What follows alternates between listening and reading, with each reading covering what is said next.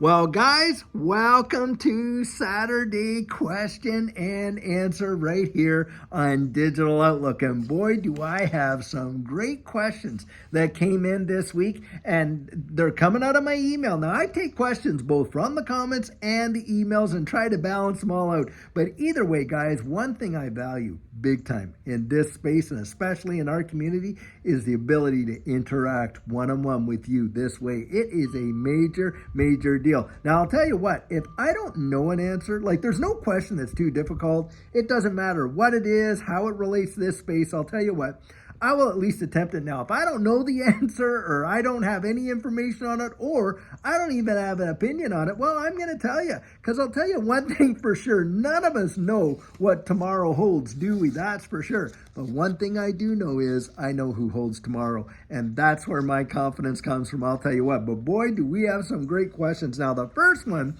is coming in from Brian. Now, this is what Brian writes. He says, "Hey, David, good morning. Hope you're doing well, my friend." And you too, Brian. Hope you're doing well, too. And he gives me some kudos on the videos we do, which, by the way, guys, Judy and I are truly humbled by the signs of appreciation that you guys share with us. It really motivates us to do it. I'll tell you what, we're doing this because we enjoy it. We absolutely love doing it. It has become, well, for sure for me, it's become my hobby. It's the thing I love doing. And being retired, boy, I'll tell you what, you got to have a purpose. You need something to do. And it really does bless me. Now, he says this: "I have a question regarding elections and CBDCs." It's a great question. He says, "Trump has made it very clear that if he gets elected, he will do away with CBDCs.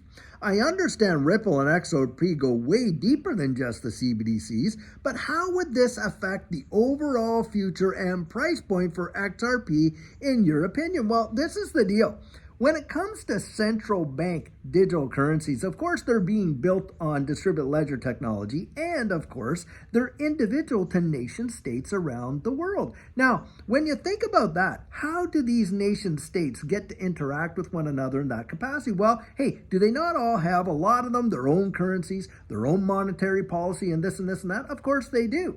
Now, if the United States decides, hey, we're not going to have a CBDC, or what I believe is going to happen, because in actual fact, I don't think that whoever the president becomes, that they have really much choice in it, because the rest of the wide world is already going there. And we know the development right here in the good old US of A is way further down the road than they would like us to believe. Now, having said that, the attributes of those CBDCs may be able to be changed, right? Because I guess the biggest issue is the anonymity piece and all this and that. Now, having said that, I want to draw a parallel to answer this question. When Ripple got sued by the SEC back there in December 2020 and all that kind of stuff, did it stop them from interacting around the wide world and doing what they're doing? Not on your life. Didn't they just expand and everything? Yes, they did. Now, how about the price of XRP? Well, of course, we know that lawsuit caused a suppression of the price of XRP because, of course, this space is primarily sentiment driven. Now, under sentiment, yes, there could be potentially an impact. We don't know for sure, obviously, because like I say, we don't have crystal balls to look into the future. But what about this? In a utility situation, should we get that, where XRP is literally being utilized as it's been designed to be utilized? Because you go to Ripple's website and you see when they talk about central bank digital currencies, right in their own video presentations, they're showing you that XRP is a bridge asset between CBDCs. Well, hey, the rest of the world is going to interact, aren't they? And that's the deal, guys. It's the utility that's going to, in my view, be the biggest price driver for this space. And is XRP and the XRP ledger, is CBDC bridge asset the only capacity for utility? No, it is not. And in fact, there are thousands of companies that utilize the XRP ledger and XRP outside of Ripple. Yes, Ripple is the major utilizer of XRP and the XRP ledger, but it's not the only one. And this is where you gotta kind of, separate the, the fog and the mist from what's really down the road. Are we early? In my view, we are so early. So that's my answer there. I genuinely believe that we are going to see the utilization of these things all, around the wide world, and utility is what's going to be the biggest driver. So I hope that helped to answer your question there, Brian. Now, next question. And these are great questions. I really enjoy them. Now, here's a good question. And this is coming from Martin, I believe. Now, he's saying this. I have a question for Saturday Q&A. And this is what he comes out with. He says, I've heard several people say, under whom Vandell, a black swan capitalist, that it wouldn't even be right to have XRP, which is originally designed to serve as a bridge currency, to be listed on an XRP spot ETF. When questioned about XRP ETFs during a recent Fox Business interview, Larry Fink responded, I can't talk about that. So here's his question. As per Vandell, something is brewing. Could it be that banking insiders and governments behind closed doors have already decided that XRP is going to serve as a bridge asset for cross-border payments, making Larry Fink say he cannot talk about the future of XRP ETF? Well, the thing is this. Is XRP already being utilized as a kind of like a on-demand liquidity platform for people making cross-border payments? It is. The issue is it going to be that bridge currency, right? Because if it's a bridge currency, what is it there to do? It's there to literally transition, one CBDC's value over to XRP and then have it cashed out on the other side of that transaction in the CBDC of whatever it is. Well, is that happening now with on-demand liquidity? It is. It's just not with CBDCs. It's with local fiat currencies. So whether or not, behind closed doors, people are deciding this and that, I don't think it's going to have anything to do with that. Now, a spot XRP ETF, exchange traded fund, like I've said in other answers there, it is exactly that. Look, having an ETF for XRP does not make XRP a security because, like I've said, we've had all kinds of exchange traded funds with commodities, the underlying assets, not being securities. Gold is one, and there's other ones, and on and on and on. But gold, I think, is the best example. But needless to say, that I don't think is going. Now, do these guys know things that we don't? Come on, we gotta know that they do. I mean, they're out there at Davos, they're rubbing shoulders with one another, they're in on the inside meetings, behind closed doors, you name it. And I do believe that we're seeing a lot of manipulation in this space, and it would not surprise me one iota to see that there is some sort of coordinated effort with XRP and what it is and why there's an intentional suppression and all that, because we know, what other companies and heads of these companies do you know that have been rubbing shoulders with the likes of Christine Lagarde, who used to be the head of the IMF, now it's, I think, Christina Georgieva, I believe. And now Christine Lagarde is head of the European Central Bank. So there's the IMF. You got the Bank of International Settlements where they're at all these meetings. And this has been going on, guys, for years and years and years that we have seen them rubbing shoulders with these folks while they have been developing this ecosystem. Do you not think that there's a plan in place? I absolutely believe 100% that there is a plan. But that was a fabulous, fabulous question. Now, this question comes out here from Chris, and he says, hello, David. I hope this message finds you and Judy well. And by the way, just to give you an update on Judy, because a lot of you have asked, and, she's done her therapy and recovery, treatments and all that for the accidents, things. Of course, she's still dealing with various symptoms and issues that she had from it.